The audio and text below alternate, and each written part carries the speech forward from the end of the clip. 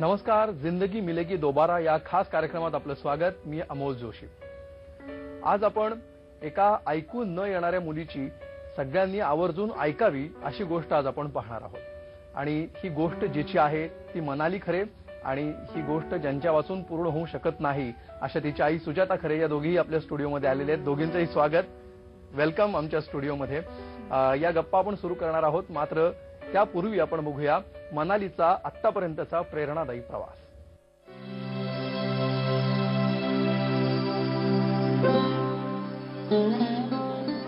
मनाली खरे, सतत चेहऱ्यावर हसू, चाणाक्ष बुद्धी, कायम उत्साही अशी ही मुलगी. तिच्याकडे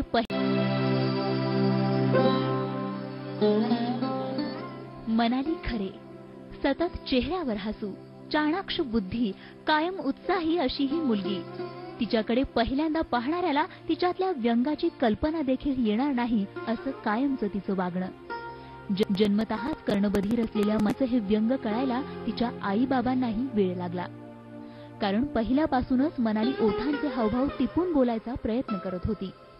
मात्र 3.5 वर्षांची असताना मनालीतलं हे व्यंग तिच्या आई बाबांना समजलं आणि धक्काच बसला. मनालीला ऐकायलाच येत नव्हतं. आणि मग मात्र तिच्या कुटुंबियांनी खचून न जाता मनालीतल्या चाणाक्ष बुद्धीचा वापर करत तिला घडवण्याचा प्रयत्न केला.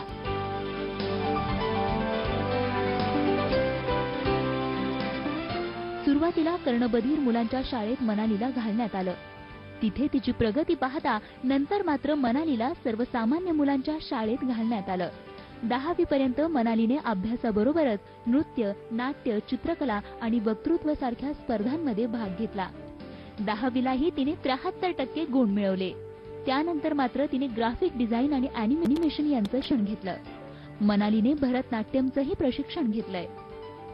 नाट्यशालेच्या माध्यमातून ती भरारीसारखं नाटक करते. तसंच बालनाट्यामध्येही ती उत्साहाने भाग घेते. आणि विशेष म्हणजे आपली आवड जोपासत असताना अर्थार्जन करण्याच्या दृष्टीनेही आता तिने स्वतःच्या व्यवसायाला सुरुवात केलीये. पोस्टर्स, स्टँडीज, बॅनर, व्हिजिटिंग कार्ड, कपड्यांचे कोलाज, छोटी छोटी पेंटिंग्स हे सारं काही ती अगदी उत्साहाने करते. आपलं स्वतःचं दुःख दुसऱ्यासमोर व्यक्त करून दुसऱ्याला दुःखी बनवण्यापेक्षा आपल्या हास्यामुळे दुसऱ्याच्या चेहऱ्यावर आलेल्या हास्याने समाधान मानणारी मनाली म्हणूनच कायम हसतमुख असते. आणि म्हणूनच मनालीचं हेच हास्य कायम राहो आणि तिच्या भावी आयुष्यात ती सदैव यशस्वी हो, हीच आमची सदिच्छा. मनाली, कसं वाटतंय आज या स्टुडिओमध्ये येऊन तू बसली आहेस? तुला कधी वाटलं होतं की एका चॅनेलच्या स्टुडिओमध्ये तू येशील आणि तुझ्या या सगळ्या प्रवासाविषयी अशा छान गप्पा पण मारू? तुमच्याकडे माणसं चांगली आहात ना, त्यामुळे मला टेन्शन आलं, आईला पण टेन्शन आलं. आणि मी नाटकात काम करते ना, त्यामुळे मला टेन्शन आलं नाही. अच्छा, टेन्शन नाही आलं आणि मी काम करते त्याच्यामुळे मला कठीण नाही वाटत असं ती म्हणते. मनालीची गोष्ट कुठून सुरू होते काय सांगाल? कारण लहानपणी ती सर्वसामान्य मुलांसारखीच एक छान हसरी खेळकर मुलगी होती, पण एक दिवस तुम्हाला कळलं की तिला ऐकायला येत नाहीये. तर तो कुठला काळ होता आणि त्याविषयी आम्हाला? ती ना टीव्हीचं चॅनल चालू असलं तर तिला आवाज बंद करून पण हे केलेलं चालायचं. पण आम्ही राहत होतो तिकडे, माझ्या सासूबाईंना पण ऐकायला येत नव्हतं, त्याच्यामुळे मला घरात मोठ्याने बोलायची सवय होती. तर आम्हाला नंतर डॉक्टरांनी सांगितलं की ती त्यावेळात पण लिप रीड करून आई बाबा आजी आजोबा हे शब्द तिला कळत होते. त्याच्यामुळे आम्हाला कळायला खूप उशीर झाला दुर्दैवानी, नाहीतर तिची अजून चांगली प्रगती झाली असती. जवळजवळ 4-4.5 वर्षाची असताना तिला हिअरिंग एड लागलं पहिलं.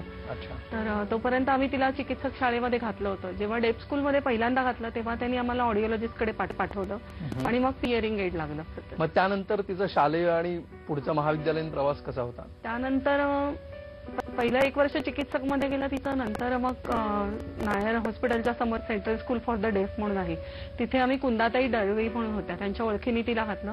तिकडे त्यांना आठवड्यातून एकदा पोहायला मिळायचं. वेगवेगळ्या स्पर्धांमध्ये यांची शाळा भाग घ्यायची. जेव्हा ही सुंदर डान्स करते कळलं तर कुंदाताईंनी लगेच डान्स टीचर ठेवला. आणि वर्कशॉप कसं असायचं शाळेमध्ये की घरच्या ज्या बातम्या असायच्या ना छोट्या छोट्या त्या आम्ही लिहून द्यायच्या आणि त्याच्यावर सुरुवातीला त्यांचे लेसन सुरू व्हायचे. नंतर मग 1ली 2री असा त्यांचा अभ्यासक्रम सुरू झाला. 1ली मध्ये असताना तर 4 मुलं त्यांच्या वर्गात होती 1ली आणि 2री असताना, पण त्यांचा एक वर्ग शाळेने घेतला, म्हणजे असं नाही केलं. आणि हिला सुरुवातीला 2-2.5 वर्षाच्या मुलांबरोबर बसवलेलं, कारण हिला काहीच समजत नव्हतं. पण तिने नंतर त्या मुलांना मागे टाकून नंतर ती तिच्या वयाच्या मुलांना पण मागे टाकून ती पुढे गेली. आमच्या सुदैवाने शाळा अशी होती की तुम्ही जेवढं नॉर्मल ह्याच्यात घालाल तेवढं घाला. आणि तिला आम्ही शिशुविहारमध्ये घातलं आणि 4थीमध्ये एक बाई तिला भेटला, त्यांच्यामुळे तिची चित्रकला पण विकसित झाली, मेघा सुर्वे म्हणून. आणि सगळंच म्हणजे वक्तृत्व स्पर्धेत पण तेव्हा तिने भाग घेतला होता. 4थीला तिला 94% मार्क मिळालेले. नंतर 10वी पर्यंत म्हणजे व्यवस्थित 78% मार्क मिळाले आणि तिला नॉर्मल वर्गातच घातलं होतं आम्ही क्लासमध्ये. पण तिने सायन्समध्ये 150 पैकी 132 मार्क मिळव. म्हणजे खरं म्हटलं तर तिला तसं काहीही ऐकायला येत नाही. ती सगळं लिप रीड करते आणि करायचा प्रयत्न करते. आणि नंतर आम्ही तिला मॉडेल स्कूल म्हणून आहे, मॉडेल कॉलेज म्हणून आहे, तिथे फाउंडेशनला 1 वर्ष घातलं. त्याच्यानंतर तिने सोफियाला टेक्सटाईल डिझायनिंग केलं, पण ते दुर्दैवाने नाही तिचं पूर्ण झालं. तिला थोडंसं तेव्हा तिचा कॉन्फिडन्स गेला म्हणून आम्ही तिला सोडायला लावलं ते. आणि नंतर सामंत सरांनी शारदाश्रमच्या ज्यांनी पहिली हनुमान अॅनिमेशन फिल्म बनवली त्यांनी सॉफ्ट म्हणून शारदाश्रमच्या बाजूला अॅनिमेशन स्टुडिओ सुरू केलेला, तिथे आम्ही तिला घातलं. मग तिने अॅनिमेशन केलं. नंतर एका स्टुडिओमध्ये कांदिवलीच्या तिने नोकरी केली 6 महिने. मनाली, तू अनेक गोष्टी केल्यास. म्हणजे तू लहान असताना वक्तृत्व स्पर्धा केल्यास, नंतर तू अॅनिमेशन मध्ये पण तुला इंटरेस्ट आहे, तुला भरतनाट्यम मध्ये सुद्धा इंटरेस्ट आहे, शिवाय तुला नाटकामध्ये अभिनयामध्ये सुद्धा इंटरेस्ट आहे. तर आपण ही जर प्रायोरिटी ठरवली तुझ्या आवडीनुसार, तर तुला सगळ्यात जास्त काय आवडतं आणि त्याच्यानुसार 2 नंबर, 3 नंबर, 4 नंबर अशा तुझ्या आवडी सांग ना. नका काम करते ते मला पणापासून करावंच वाटतं. अच्छा. म्हणजे पिंपळ चित्रला शाळा होती ते पुण्याची, किंवा मला नाका काम करायला तिनं पण थोडंसे तोंबिता सुपी काढते तर मी केलं.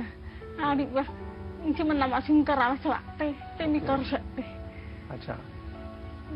सगळं करा लागत ना काही सुरुवातीला कठीण गोष्ट नंतर सोपी होत जाते.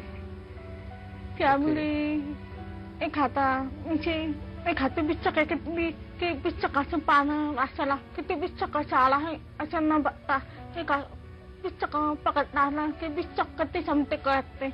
तसेच अच्छा सगळं सोपं केलं. अच्छा.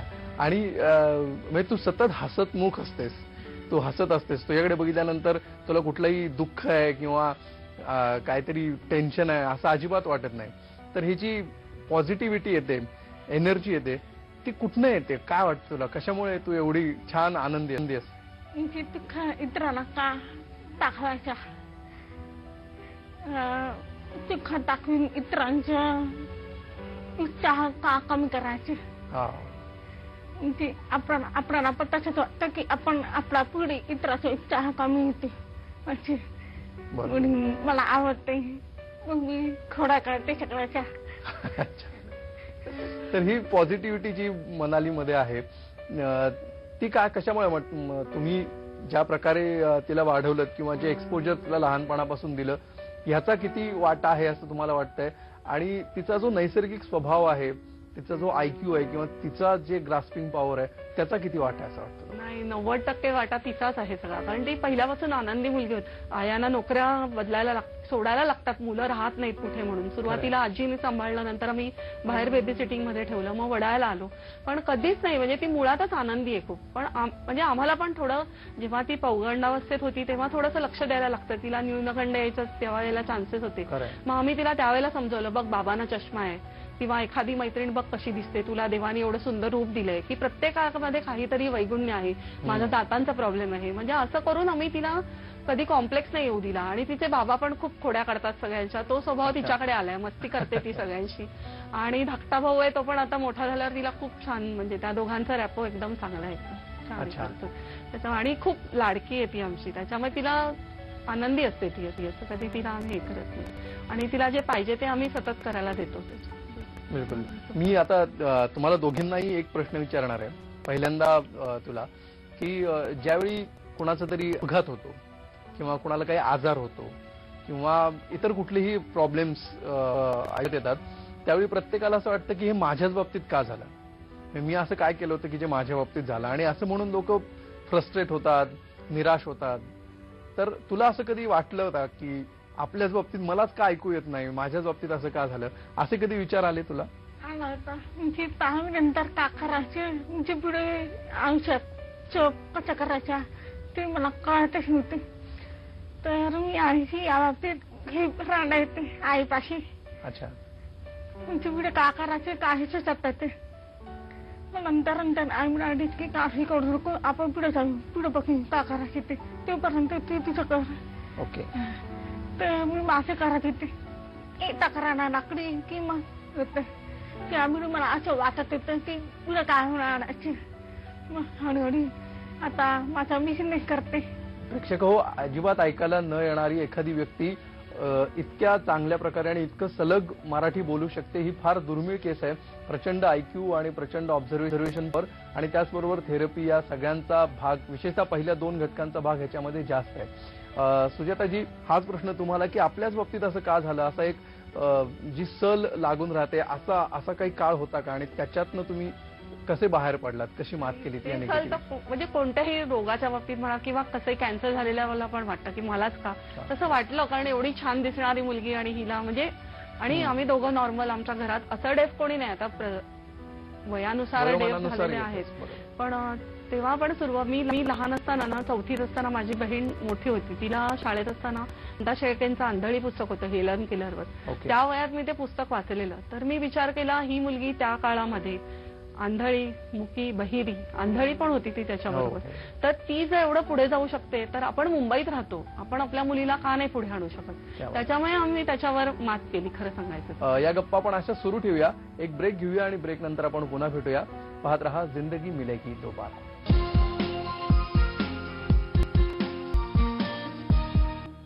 पुन्हा स्वागत जिंदगी मिलेगी दोबारा या खास कार्यक्रमामध्ये. आपण गप्पा मारतो आहोत मनाली खरे आणि तिची आई सुजाता खरे यांच्याशी. मनाली, तुझा देवावर विश्वास आहे? म्हणजे प्रत्यक्ष तेवढाच पाया पडायची, म्हणजे तेवढीच पाया पडायची असं नाही, पण मनात खूप आहे. अच्छा, म्हणजे काय तुझी कन्सेप्ट आहे देवाविषयी? म्हणजे एखादा ठिकाणी जायचा, म्हणजे मला असं वाटतं की मान वाटतं की तिकडे जाऊ नको, तिकडे जाऊ नको, ती त्या ठिकाणाची मी वाचते. अच्छा. म्हणजे चवीशी नाही पाहतो राणेला पिंपई. अच्छा. म्हणजे चवीशी नाही पाहतो राणेला पिंपई. आणि त्या दिवशी माझा टाइमचा क्लास होता, माझं मान मारत होतं की तिकडे जाऊ नको, आणि त्याची मी वाचली, म्हणजे मी घरात थांबली आणि मी तिकडे केली नाही तर मी अडकडायची. हो. अच्छा, बिलकुल. सुजाताजी, नशीब, देव या सगळ्या गोष्टींना तुम्ही कसे बघता? या सगळ्या गोष्टी म्हणजे आहे, विश्वास आहे, पण खूप देवदेव करत बसत नाही मी. म्हणजे पण सगळ्यांशी चांगलं वागायचं आणि मग आपलं चांगलं होतं असंच आमचं थोडंसं हे आहे. पण म्हणून प्रत्येक उपवास किंवा असं काही मी जास्ती करत नाही. पण हिच्यासाठी कोणी काय सांगितलं, पण आम्ही कधी हिच्यासाठी गंडे वगैरे असे प्रकार कधी केले नाही कोणावर विश्वास ठेवून. पण कोणी आहे उपास कर चांगलं होईल सांगितलं तर तेवढं करायची माझी तयारी असते. पण आहे, विश्वास आहे. म्हणजे त्यानेच आम्हाला ही मुलगी दिली असं थोडंसं खरं म्हटलं तर आमचं नशीब आहे. इतर आपल्या मराठी ह्याच्यात नाही, पण इतर पारशी वगैरे लोक असतात ना, ते आम्हाला म्हणतात की तुम्ही गिफ्टेड आहात, तुम्हाला देवानी असं मूल सांभाळायला दिले. माझी आई होती तर आई पण मला म्हणायची की तू असं समज एखादी शापित अप्सरा तुझ्या पोटी आले आणि आता तुम्ही तिचं बघितलं तर तुम्हाला पण म्हणजे हे जाणवेल. त्याच्यामुळे तसं त्याच्यावर विश्वास आहे की त्यांनी आमची निवड केली की हिला आमच्या पोटी जन्माला घातलं. या सगळ्या प्रवासात तुमच्या बरोबर असलेल्या किंवा तुम्हाला साथ दिलेल्या काही व्यक्तींच्या प्रतिक्रिया आज आम्ही तुमच्यासाठी आणलेल्या आहेत, तर आपण या स्क्रीनवर बघूया ते काय म्हणतात. मनाली, तू मेरे सामने है, ऐसा लगता है कि मेरे दिल में से बाहर आई. इतनी अच्छी स्टूडेंट तू मेरी थी, मैं क्या बताऊं, तेरे बारे में बोलना बहुत मुश्किल है, क्योंकि तेरे में एक इतना अपूर्व टैलेंट था और आज भी है. ताल बोलो, लय बोलो, अभिनय बोलो, मुझे कभी नहीं मालूम होता था कि तुम सुन नहीं सकती हो, तुम बोल भी नहीं सकती हो, लेकिन मुझे लगता था कि ये हैंडीकैप है ही नहीं इसके पास. इस तरह से वो सीखी मेरे साथ, ताल में, अभिनय में, हर चीज में उसके पास एक खूबी थी. शी overcame the handicap of hearing impairment. I cannot believe this. To this day, I think she is one of my best students, and she will always remain in my heart as the best of my students. उसके जैसे बोलेंगे तो न भूत हो न भविष्य थी, यह बोल सकते हैं. उसके लिए सिर्फ मेरा दिल में एक ही बात है, ओम श्री वर्चस्यम आयुष्यम आरोग्यम वृद्धा चौमानम महीयते धान्यम धनम पशुम बहुपुत्र लाभम शत संवत्सरम दीर्घमायु, यही आशीर्वाद दे सकते. थोडंसं अपंग म्हटल्यानंतर डिफिकल्टी असतातच, पण तिची बौद्धिक चातुर्य जे आहे तिचं आणि स्वतःवरचा विश्वास आणि आईचं भयंकर बॅकिंग याच्यामुळे ती खरंच छान पुढे गेली. म्हणजे स्वतःला तिने फार आयुष्यामध्ये एक उभं राहायच्या दृष्टीने खूप छान वाटचाल केली. आपलं मूल असं आहे हे ऍक्सेप्ट करणं सुद्धा खूप कठीण असतं आणि ते सुजाताने खूप लवकर ऍक्सेप्ट केलं आणि त्याच्यावरती तिने प्रयत्न केला की ही मुलगी सर्वात जास्तीत जास्त कशी इंडिपेंडंट होईल. त्यासाठी तिने ते प्रयत्न जे चालू केले ते आतापर्यंत अजूनही तिच्या पाठीशी ती खंबीरपणे उभी आहे. त्याच्यामुळे ती मनाली आणि ऍट द सेम टाइम मनालीचे तेवढंच कौतुक आहे, कारण तिने ते जे ती करत गेली तिच्यासाठी त्याचा रिस्पॉन्स तिने फार चांगल्या रीतीने आणि चांगले रिझल्ट तिने दिले. त्याच्यामुळे ती आज अक्षरशः एकदम इंडिपेंडंट आहे. याचा एक किस्सा आणखीन एक मला सांगावंसं वाटतं की मी काही वर्षांपूर्वी तिला विचारलं होतं, तेव्हा ती लहान होती, कॉलेजमध्ये होती. ती झेड ब्रिज वरून जायची. झेड ब्रिज तुम्हाला माहिती आहे सगळ्यांना की तो किती लोनली असतो वगैरे. तर एक ऐकू न येणाऱ्या मुलीने ती कशी काय ट्रॅव्हल करते किंवा कशी ती रस्त्यातून चालते किंवा तिला कसे काय प्रॉब्लेम्स येत नाहीत किंवा ते त्याच्यासाठी मी तिला विचारलं की म्हटलं आपल्याला एवढे प्रॉब्लेम्स येतात, ह्या मुली तर नक्कीच येत असणार. तर मी तिला विचारलं की म्हणाली तुला भीती नाही का वाटत एकटीने झेड ब्रिज क्रॉस करताना. तर म्हणजे त्याच्यात काय म्हटलं नाही कशी माणसं असतात. म्हणजे मामी मला बरोबर कळतं, मला बरोबर एक सेन्स आहे म्हणे, त्यामुळे मी बरोबर माणसांना ओळखते, त्यामुळे मला काय वाटत नाही. मला एवढं म्हणजे तिचं कौतुक वाटलं. तर म्हणाली आता या सगळ्या प्रतिक्रियांवर तुझी प्रतिक्रिया. शेताळून काही चांगलं येते ते त्यांना मराठी जास्त येते, पण माझ्या आणि त्यांच्या संवाद ओके एक चालला होता, पण ते माझ्यासाठी मराठीत बोलण्याचा प्रयत्न करत येते. आणि मग त्यांच्या ते मुलींना सांगत होते की मला मराठीत सांगा, मला मराठीत म्हणते. त्यांच्या ताल आहे ना, प्रत्येक ताल आहे ना, त्यांच्या मुली मला माझ्या मनावर परिणाम झाला आणि त्या तालावर आधारित बरोबर झाला होता. आणि आता एक झेड ब्रिजचा एक किस्सा सांगितला आणि त्याच्यामध्ये त्यांनी सांगितले की तू असं म्हणालीस की एक सेन्स आहे मला माणसं ओळखण्याचा. तर हा सेन्स काय, हा सिक्स सेन्स आहे? माझं मन मला कळतं की मनाला कसं कळतं. अच्छा. मन वाटतं की ही माणसं चांगली ती मुली शकते, मन म्हणतं की माणसं चांगली नाही त्याच्यापासून आपला. अच्छा, तसंच आहे थोडासा तो सिक्स सेन्सच आहे. बरोबर. ठीक आहे, या गप्पा आपण अशाच सुरू ठेवूया. पुढच्या भागात सुद्धा आपण बऱ्याच गप्पा मारणार आहोत. एक ब्रेक घेऊया. पाहत रहा जिंदगी मिलेगी दोबारा.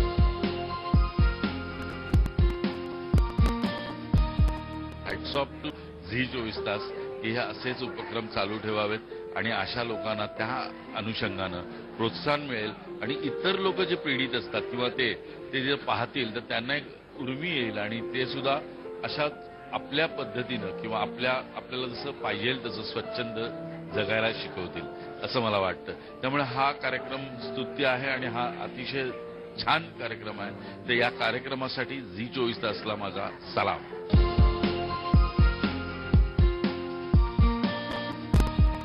पुन्हा स्वागत जिंदगी मिलेगी दोबारा या खास कार्यक्रमामध्ये. आपण गप्पा मारतो आहोत मनाली खरे आणि तिची आई सुजाता खरे यांच्याशी. सुजाताजी, ह्या एक प्रकारच्या आजाराने किंवा एक प्रकारच्या कमतरतेने काय शिकवलं असं वाटतं आयुष्यात? प्रॉब्लेम्स आहेत ते फेस करूनच पुढे जायचं, त्याला काही पर्याय नाही आपल्याला. आणि मी जर उभी नाही राहिले तर काही म्हणजे शक्यच नाही, काही मला करायलाच पाहिजे तिच्यासाठी. आणि म्हणजे मी असं नाही मी म्हणते, सर्व आई वडील आपल्या मुलांसाठी करतातच, पण मी नशिबाने की तिने मला तेवढीच साथ दिली. मनाली, आतापर्यंत तू अनेक गोष्टी केलेल्या आहेस.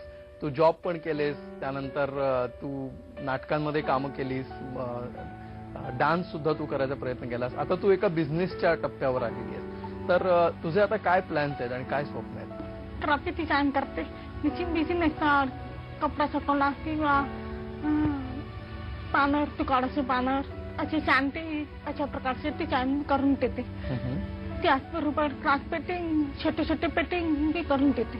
आणि तू एवढी पॉझिटिव्ह आहेस, तू आता ह्याच्यामध्ये करतेस आणि प्रचंड वेगाने तुझी सगळी प्रगती झालेली आहे.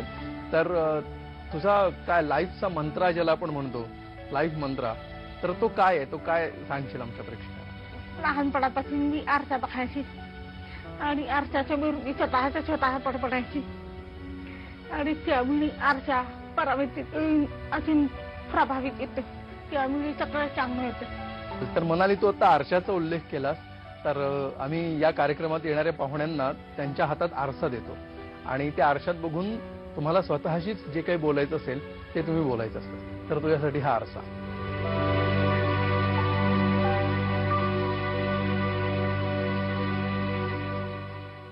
हा, ती म्हणाल खरे, ती छान निश्चय रणायची नाही, बाहेर करायची, चित्र छान काढते, नाच छान करते, मग शिकणी पडती, अशा टहिणी पैसे ती राहायचे. येस. तर तुझे सगळे स्वप्न जे आहेत, ज्या अँबिशन्स आहेत, त्या सगळ्या पूर्ण होत तू अशीच इतरांना प्रेरणा देत राहोस आणि तुम्ही सुद्धा एखादं मूल कसं वाढवावं आणि त्याला त्याचे पंख कसे विस्तारू द्यावेत ह्याचा एक वस्तुपाठ महाराष्ट्रासमोर ठेवलेला आहे. तर तुमच्या दोघींचीही स्वप्न पूर्ण हो. तर अशाच प्रकारे ज्यांनी आपल्या आयुष्यातली अनेक दुःख आणि अनेक आनंद स्वतः तयार केले आणि स्वतःच पिऊन टाकले आणि पुन्हा एकदा हसऱ्या चेहऱ्यांनी ते सगळ्या जगाला सामोरे गेले आणि प्रेरणा देत राहिले, अशा ह्या दोन व्यक्ती होत्या. अशाच प्रकारे आपली दुःख पचवलेल्या आणि पुन्हा एकदा आनंद वाटत फिरणाऱ्या अवलियांना घेऊन जिंदगी मिलेगी दोबाराच्या पुढच्या भागांमध्ये सुद्धा आपण भेटत राहणार आहोत. तोपर्यंत विसरू नका, जिंदगी मिलेगी दोबारा.